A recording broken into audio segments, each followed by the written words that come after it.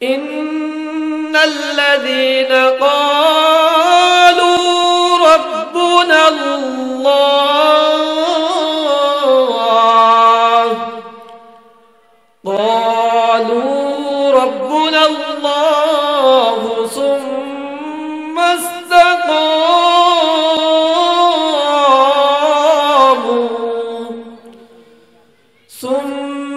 ইসতাকামু তাতানাজ্জালু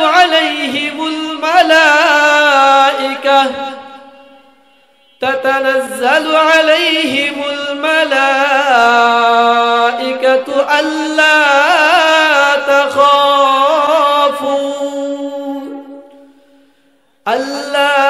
তাখাফু ওয়া লা তাহজানু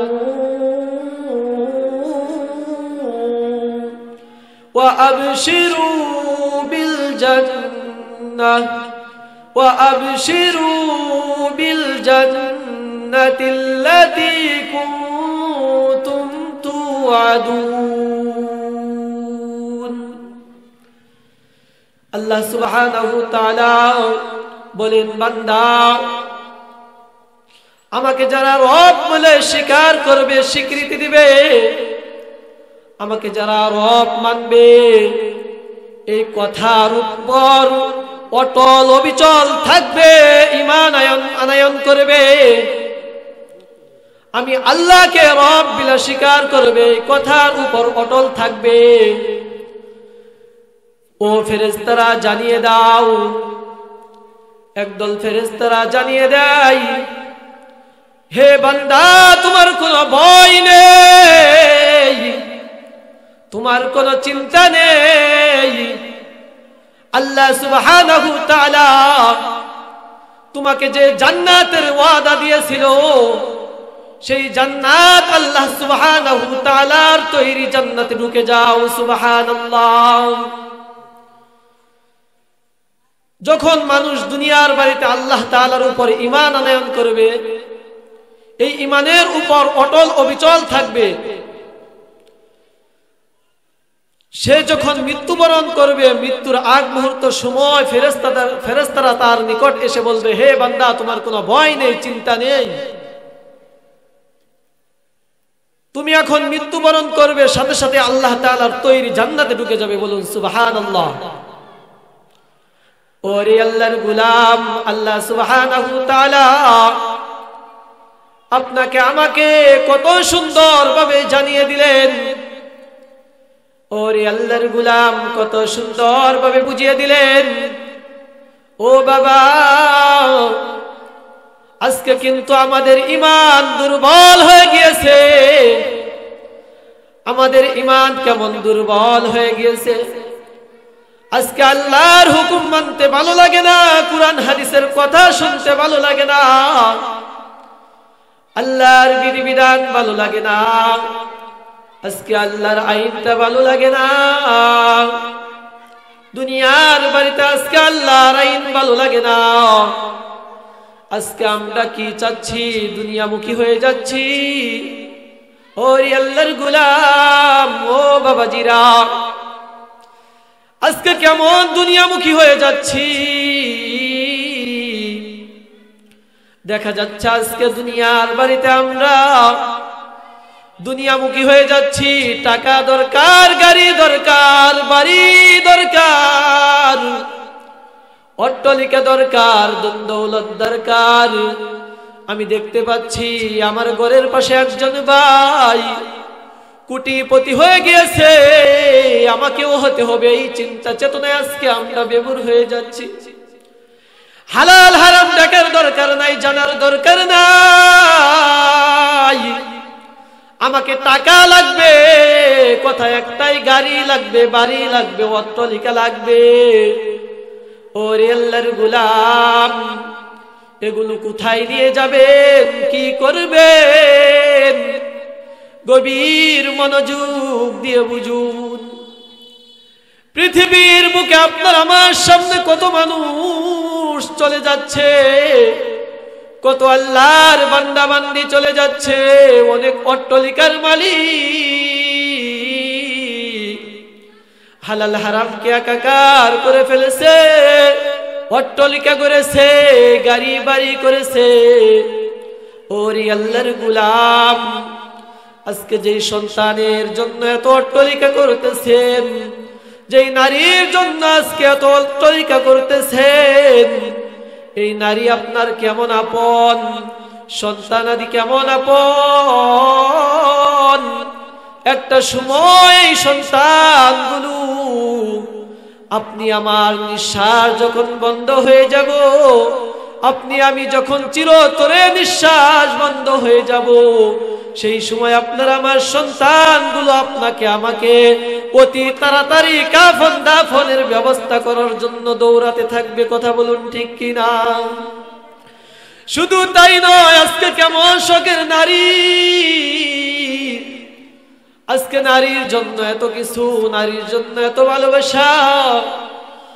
আজকে যদি আপনার আমার নিঃশ্বাস বন্ধ হয়ে যায়, আপনার আমার সাদের নারী রাত্রিবেলা যদি নিঃশ্বাস বন্ধ হয়ে যায়, এক বিছানায় থাকা অবস্থায় আপনার আমার সাদের নারী চিৎকার করে বলতে থাকবে, কে কোথায় আছো, আসো, আমি ভয় পাচ্ছি, আমার স্বামী আর বেঁচে নাই, আমাকে এখান থেকে নিয়ে যাও, আমার স্বামীকে বিছানা থেকে নামাও, কে কোথায় আছো, আমার কাছে চলে আসো। এত সুন্দর আদরের স্ত্রী, সেই স্ত্রী আপনাকে আমাকে একটা মুহূর্ত রাখতে চাইবে না।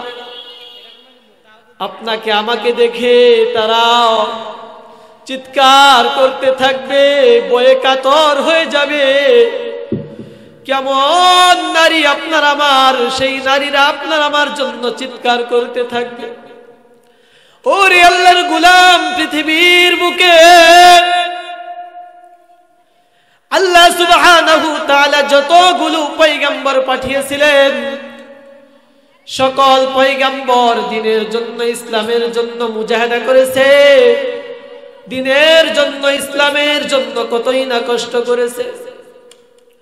আপনার আমার সরকারে দু আলম বিশ্বনবী জনাবে মুহাম্মদুর রাসূলুল্লাহ সাল্লাল্লাহু আলাইহি ওয়াসাল্লাম দিনের জন্য কত কষ্ট করেছেন। আল্লাহর রাসূল সাল্লাল্লাহু আলাইহি ওয়াসাল্লাম অনেক যুদ্ধের ময়দানে ওকাতরে মার খেয়েছেন। কি জন্য? দিনের দাওয়াত দিতে গিয়ে, ইসলামের দাওয়াত দিতে গিয়ে আপনার আমার সরকার অনেক অসহায় হয়েছে। কোন কোন যুদ্ধের ময়দান থেকে আওয়াজ আসছে, নবী আর নাই, নবী নাই।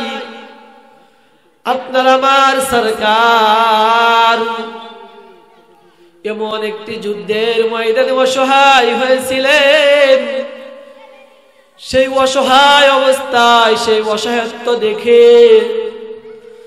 আকাশ কেঁদেছিল, জমিন কেঁদেছিল, এক বাক্যে আকাশ বহনকারী ফেরেশতারা পর্যন্ত চিৎকার মেরে কেঁদে উঠেছিল। আপনার আমার সরকার যখন তায়েফের ময়দানে কালিমার দাওয়াত নিয়ে চলে যায়, তায়েফের ময়দানে যখন কালিমার দাওয়াত দেওয়ার জন্য চলে যায়, আল্লাহর রাসূল তায়েফে গিয়ে, আল্লাহর রাসূল তায়েফের জমিনে দাঁড়িয়ে শুধু বলেন, ইয়া আইয়ুহান নাস কুলু লা ইলাহা ইল্লাল্লাহু তুফলিহুন। আপনার আমার সরকার কেমন অসহায় হয়েছিল। তায়েফের জমিনে শুধু ইয়া আইয়ুহান নাস লা ইলাহা ইল্লাল্লাহ, হে তায়েফবাসী লা ইলাহা ইল্লাল্লাহ পড়ে নাও, তুফলিহুন, তোমাদের জীবনটা সফল হয়ে যাবে। আপনার আমার সরকার শুধু এই কথা বললেন, বলা মাত্র কাফের মুশরিকের বাচ্চাগুলো আপনার আমার নবীর উপর এমন ভাবে আক্রমণ শুরু করে দিল, চতুর্দিক থেকে আল্লাহর রাসূলের উপর কাফের মুশরিকগুলো পাথর নিক্ষেপ শুরু করে দিলেন। কেমন ভাবে পাথর নিক্ষেপ করতেছেন, হাত দিয়ে নয় বাটল দিয়ে পাথরগুলো নিক্ষেপ করতেছেন। এমন ভাবে আল্লাহর রাসূলের গায়ের মধ্যে পাথরগুলো ডেবে যাচ্ছে। আল্লাহর রাসূলের পালক পুত্র যায়েদ বলেন, আমি দেখতে পাচ্ছি এমন ভাবে পাথরগুলো আঘাত হচ্ছে, এক একটা পাথর এমন ভাবে ব্যাট করে আল্লাহর রাসূলের জামা ছিঁড়ে গায়ের মধ্যে ডেবে যাচ্ছে। আমি যায়েদ এই দৃশ্য দেখতেছি, আর যখন আল্লাহর রাসূলের গা থেকে আমার আঙ্গুলগুলি ঢুকিয়ে দিয়ে পাথরগুলো টান দিয়ে নিয়ে আসি, আমি দেখতে পাই আল্লাহর রাসূলের গা থেকে যখন পাথর টান দেই, আমি দেখতে পাই ফিক দিয়ে আল্লাহর রাসূলের গা থেকে রক্ত বের হয়ে যায়। একটা নয় দুইটা নয়, আমি যে কয়টা পাথর টান দিলাম, আমি যায়েদ দেখতে পাই আল্লাহর রাসূলের গা থেকে একভাবে ফিক দিয়ে রক্ত বের হয়ে যায়। একবার নয় দুইবার নয়, আপনার আবার সরকার তিনবার জমিনে বেহুশ হয়ে পড়ে যায়। আপনার আবার সরকার বেহুশ হয়ে যায়, কাফের মুশরিকগুলো আবার টান দিয়ে উঠায়, আবার দাঁড়া করায়, আবার পাথর নিক্ষেপ শুরু করে দেয়। তিনবারের সময় যখন আপনার আবার সরকার দাঁড়ানোর মতো ক্ষমতা রাখেন না, একজন কাফেরের বড় মায়া লেগে যায়। একজন কাফের বলে, ও আমার গোলাম, যাও যাও যাও, মুহাম্মদ যেন মরে না যায়, মুহাম্মদকে এক পেয়ালা পানি পান করাও। কাফেরের গোলাম আল্লাহর রাসূলের নিকট যায়, যাওয়ার পর এক পেয়ালা পানি নিয়ে যায়। যাওয়ার পর আল্লাহর রাসূল জিজ্ঞেস করে, হে ছেলে, তোমার বাড়ি কোথায়? বলে, আমার বাড়ি মিনুয়ায়। আল্লাহর রাসূল বলে, মিনুয়া তো আমার ভাইয়ের এলাকা। কাফেরের গোলাম বলে, কোথায় মিনুয়া, কোথায় মক্কা? আপনার ভাইয়ের এলাকা কিভাবে হয়? বলে, ওটা আমার ভাইয়ের এলাকা, ওখানে আল্লাহ তাআলা ইউনুস নবীকে পাঠিয়েছিল। ইউনুস নবী আমার ভাই, আমি একজন নবী, ইউনুস একজন নবী। খবর তো আমি রাখি না, স্বয়ং আল্লাহ আমাকে খবর দেয়। কাফেরের গোলাম এই কথা শোনা মাত্রই তার আর বুঝতে বাকি হয় না সে যে আল্লাহর নবী, সে যে সত্য নবী।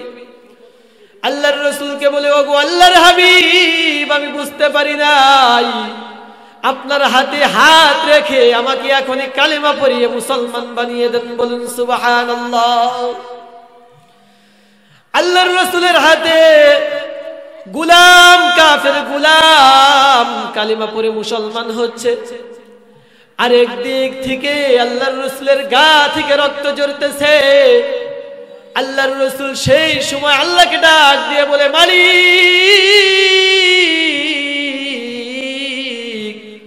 ওগো আল্লাহ, আপনি আমাকে কাদের হাতে ছেড়ে দিলেন?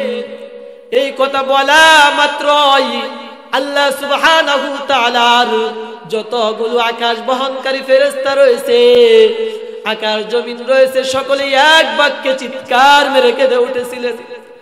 আল্লাহ তাআলা জিবরাইল আমিনকে পাঠিয়ে দেয়, যাও যাও যাও, আমার বন্ধুর নিকট চলে যাও, আমার বন্ধুকে জানিয়ে দাও, এই যে একদল পাহাড় বহনকারী ফেরেশতা দিয়ে দিলাম, আমার হাবিবকে গিয়ে বলো, আমার হাবিবকে আমি ছেড়ে দেই নাই, আমার হাবিব যদি একটা বার পারমিশন দেয়, আমার হাবিব যদি একটা বার বলে, আমি আল্লাহ সুবহানাহু ওয়া তাআলা এই যে একদল ফেরেশতা দিয়ে দিলাম, এই ফেরেশতাদের মাধ্যমে তায়েববাসীকে আমি আল্লাহ তাআলা চূর্ণ বিচ্ছিন্ন করে দিব। জিবরাইল আমিন আল্লাহর রাসূলকে গিয়ে বলতেছে, ওগো আল্লাহর হাবিব, আপনি যদি একটা বার পারমিশন দেন, তাহলে এই যে আল্লাহ তাআলা একদল ফেরেশতা দিয়েছেন, এই ফেরেশতাদের মাধ্যমে আল্লাহ সুবহানাহু ওয়া তাআলা এই তায়েববাসীকে চূর্ণ বিচ্ছিন্ন করে দিবে।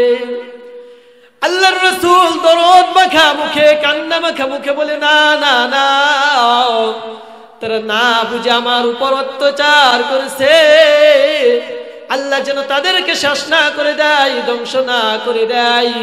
যদি তাদেরকে ধ্বংস করে দেয়, আমি কাদেরকে কালেমার দাওয়াত দিব, ইসলামের দাওয়াত দিব।